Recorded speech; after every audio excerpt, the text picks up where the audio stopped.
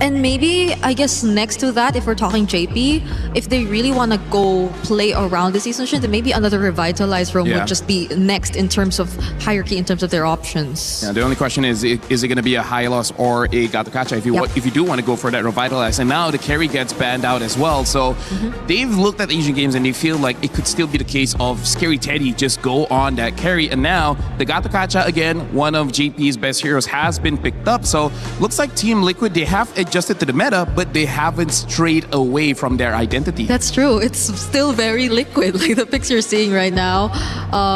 It's just, I guess, Aurora that we're looking at for more potential surprises, because we're waiting for their mid lane as well as their potential EXP or gold. You're not sure where the Freya is going exactly just yet, but in terms of mid lane options that might just work out for them here, I feel like they kind of need a gold laner because they're going up against a Yisun Shin. Something like a Claude would be pretty good because Claude's one of those heroes that can dive. And a Rafaela gets picked up. So this is going to be Beleric in the EXP. So Freya in the gold. Wow. So what, did it go Kimmy just so that they have a long range damage dinner? This is new. And the Uranus. Midnight, what are you? It's a mid lane Rafaela. What? Midnight, what are you cooking? Yeah, this is a mid Rafaela. Oh, this is... Hey. Oh. Oh. Oh. Wow, wow, wee, wow. Wow, wow, wee, wow, wow, wee.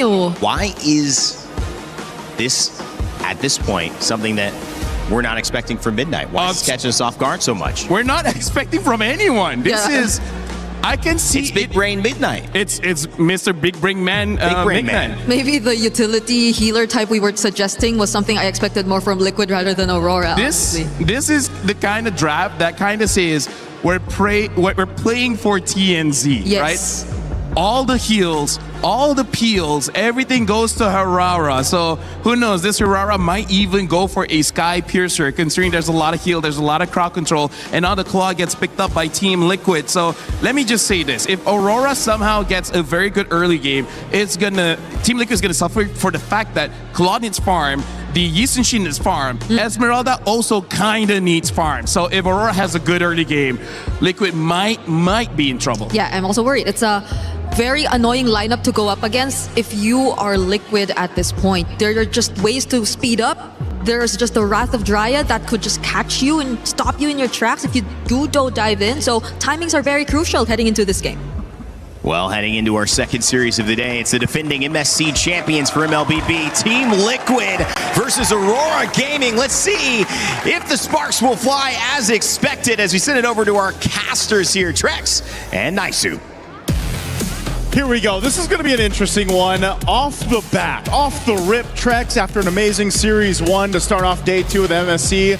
Here we are with a draft that's out of left field. I don't even know if it's in the field, man. This is so far from what we're used to seeing with the hands of Coach Midnight and Aurora Gaming here. When was the last time you thought you'd see a Raphael in the mid? It's been a while. Maybe there was a sprinkle in M5? Maybe we saw a little bit of heal then, but I feel like, definitely saw some in M4 with all the utility jungle. But outside of that, it's been a very, very, very long time. I have been wondering about this, if we're going to start to see some classic, Ube in a sense. With such heavy assassin junglers coming back, sometimes that is the answer. Sustainability, steamroll, group up, and just power through. But the thing is, with something like Aurora, it's a little different than what you would classically see with that. Normally you see the utility jungler paired up with that. This is a different flavor, I'd say, but leave it to a team like Aurora Gaming, from Turkey to go ahead and bring this kind of strategy to play. I think that's one of the big things. Even when you look at the emblems, the Rafaela looks to go ahead and obviously have a little bit more on that cooldown for the heal. Depending on the build, too, that Rosa is going to go, is what I'm interested in. What do you build here on that Rafaela to go in the mid lane, supplement this strategy that you're going with? And you have a lot of durability here. Some poking for Carl Tizzy and Pagu. Also, the Rafaela, you get the revive now? It's been a couple months since the revamp on that. It's no longer the big stun on that ult. You get to bring one of your teammates back to life, essentially. So even more sustainability in terms of how long you want to drag out a team fight. The target could literally be anyone on the team, honestly. Anyone on Aurora's side could benefit from that. You bring back the Uranus, you bring back the Belleric, you bring back Siggy Boomer TNZ. It could all be a good play. Ooh. Good little flicker burn there. Battle spell down for Sanji off of that. First turtle is going to be up here to second too, so both teams getting into movement for that turtle. One thing I would say, because of the nature of the compositions, expect long team fights, right? I think that's the biggest thing. You're used to seeing really high speed, high stakes team fights, but with these kind of compositions, both sides, and a revitalize for JP, hold on. Speaking of. Nice dive into the mid, TNZ able to get the turtle. KarlTzy on the run, look at the damage coming out from the side of Aurora. One more shot into Sanji, and Sanji finally falls his first blood over to Lunar. But in the midst of that, TNZ drops. And there's a respawn, right? So that's what we're talking about. That revive is going to play a part, play a role throughout the game here. But yeah, objective secured by Aurora. They're going to go ahead and try to put some pressure on KarlTzy to get his buff, but he's going to go ahead and get that just fine. But as we saw from that last fight, that's what I wanted to point out. You know, JP's revitalize in this sense is pivotal because he needs to extend the team fight for the team. You've got to go ahead and deal with the heals that are coming out from that Rafaela pick for Rosa. But not only that, but being able to kind of weave in and out of the fights because of the Belleric, being able to, you know, cast that Rapid Drive, lock down these members of TL, you could get stopped in your tracks, and that's not where you want to be here. So the timing on being able to extend team fights are crucial for TL. All right, so Aurora, though, getting that first turtle. Even though they lose TNZ, levels still very similar between KarlTzy and TNZ. Sanford able to get that kill. Lunar able to get a kill for themselves. So both the XP laners benefiting from that last fight. But still, we're already seeing how Aurora can just kind of bully TL away in some of those big 5v5s. The only thing they're going to have to watch out for, I think at this point, is Sanford getting to that back line, something that he is so good at. So the Esmeralda does really well. Good item pickup already here for Rosa. Flask of the Oasis locked in, helping with that sustainability that we're really talking about. It's a highlight of this lineup, and this was kind of thrown out there, right? With the theory, the kind of theory crafting out there about after this patch, you know, would we see these healing roams pop up? And I know it's, you know, this time it's in the hands of Rosa, but you could think about how dynamic a lineup can be now with the Rafaela, and even, for example, maybe a Matilda mid we see in the future. You know, Estes, of course, still being one of those heroes that comes into mind with this kind of concept, but second turtle is up. Let's see if this one will once again go over to Aurora. KarlTzy is going to make his way, but he might be here a little bit too late for this take. Yeah, he's not going to go for it. He is going to back off. He takes a lot of damage from Lunar, gets a stun onto him. JP getting a little vision as well. Sanford not going to fully commit, but Aurora wants to take the fight. A big Mound Shocker onto multiple members, getting the stun. Aurora decides not to go for this orange buff. They are going to back off. This is one of those things, Trex, where it's like, okay, Team Liquid knows the play here with this type of, you know, your claw needs to go ahead and build up. You got to get those items here. Good flicker burnt.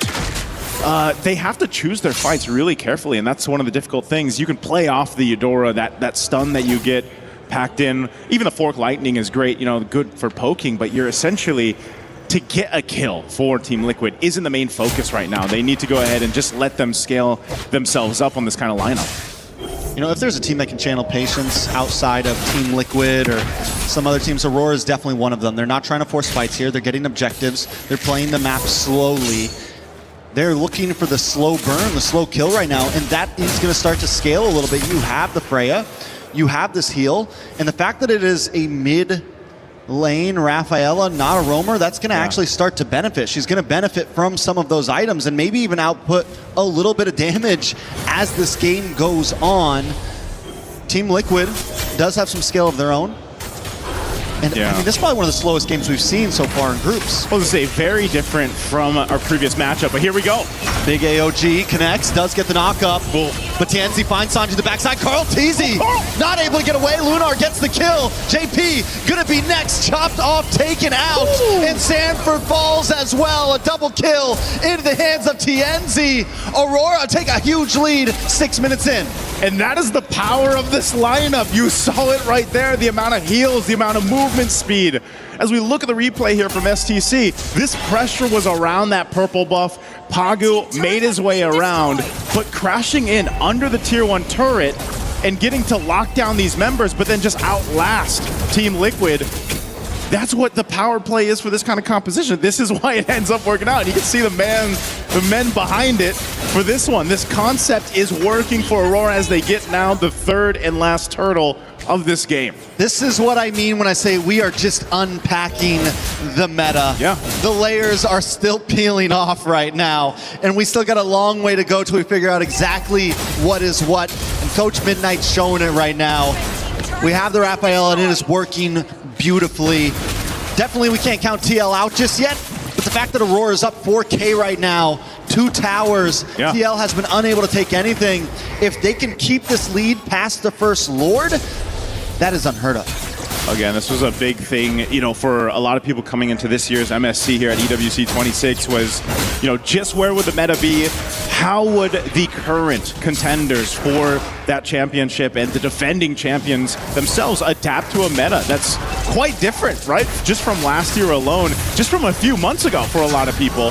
And it's already showing here. Oh, no. Oh, no escape from that one. Teddy will go down. Aurora looking for new targets now into the mid side. Carl Teasy just wants to get his camps. But Aurora want more. They want to come for this tower wave, crashing down the mid, and look at the grab. A lot of damage on a TL. Into the backside, Aurora able to push Sanji away, and Siggy Boom locks on. JP falls as well. Aurora is relentless on this mid lane. Aurora is relentless in this game, and they'll get another as Sanford is the next to fall. I thought for sure they were done, but now they're under towers. TNZ with a triple in the face of Team Liquid. In the face of a holy defense, they're jumping under towers. Man, oh man, who would have thought this is what you'd see in an opening matchup here for Team Liquid, and now they're desperately trying to hold on to the mid tower. And they're still under it. The heal is insane. Tower shots to the face. They're immortal right now. Can they end it? I think they can. Minions down the mid side. Down goes Sanford. They're gonna pile on to Carl Teasy, and they're gonna pile onto this crystal. It's a wave still coming. They gotta wait for it. Death counters. They gotta wait for the minions. They're gonna make their way slowly here as they put on a show for us. Team Liquid, can they defend it still? JP and Sanji are up. AOG comes out, wave of minions comes out as well. Aurora can't fully overcommit, a big stun coming in from Sanji, but they fall. JP, Sanji down for the count. Aurora Gaming don't want to waste any time. Sanford dives in with a falling Star Moon. It's another wave coming. Will Aurora stay here? Okay, they bought some time. They cleared things out, but man, the stacks right now on TNZ are insane, and they're looking to end. They're gonna keep on going. They're not gonna give it up. Finally able to lock onto the base. TNZ will help Aurora take game number 1. What a statement this is for the entire teams competing here at MSC. I mean, even Aurora Gaming is, they're smiling about this. This draft, again, is not what you expect, and it was executed perfectly.